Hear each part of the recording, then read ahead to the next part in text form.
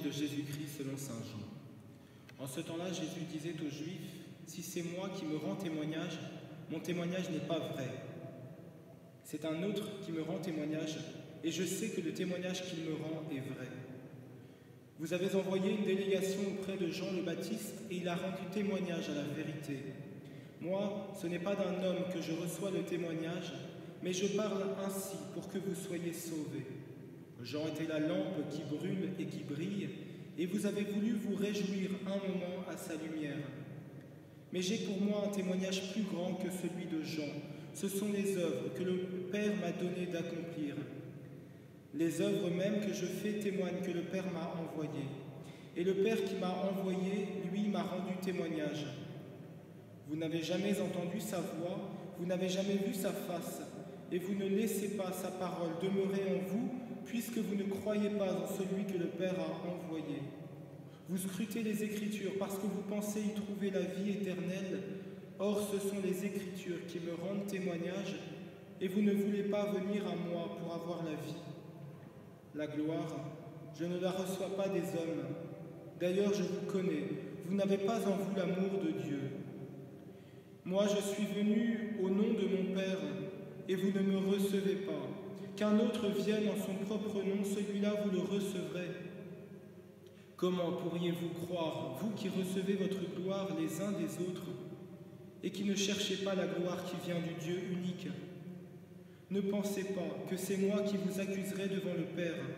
Votre accusateur, c'est Moïse, en qui vous avez mis votre espérance. Si vous croyez Moïse, vous me croiriez aussi, car c'est à mon sujet qu'il a écrit. Mais si vous ne croyez pas ces écrits, comment croirez-vous mes paroles? Quand j'étais enfant et que notre père revenait du travail, avec mes frères et sœurs, nous courions nous jeter dans ses bras pour l'embrasser. Et puis les années passant, c'était plus dur de se jeter dans les bras de son père pour l'embrasser. Et je me souviens qu'une fois, mon père m'a amené à une réunion d'amis, et puis à la fin il me dit « Embrasse ton père avant de partir ». Et moi je me suis dit dans ma tête il est gentil, mais j'ai déjà passé du temps avec lui, dans la voiture, je lui ai déjà raconté plein de trucs. En plus, je dois l'assumer devant les copains, mais si en plus il veut que je l'embrasse, là c'est beaucoup quand même. Et en fait, je me suis dit, mais c'est peut-être ce que dit Jésus aujourd'hui dans l'Évangile. Quand il dit, vous scrutez les Écritures parce que vous pensez y trouver la vie éternelle. Or, ce sont les Écritures qui me rendent témoignage, et vous ne voulez pas venir à moi pour avoir la vie. Vous voyez, parfois dans la foi, dans notre vie chrétienne, on passe beaucoup de temps à parler de notre foi ou à parler de la foi ou à scruter les dernières initiatives à la mode pour ce temps de confinement que font les paroisses.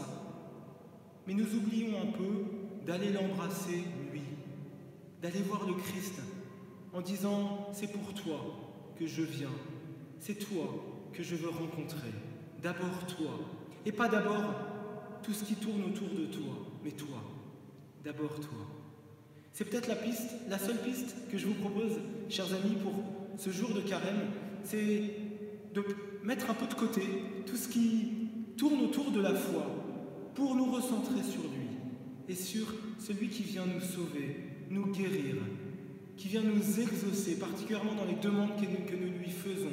Seigneur, donne-moi ta grâce, j'ai besoin de toi. À demain.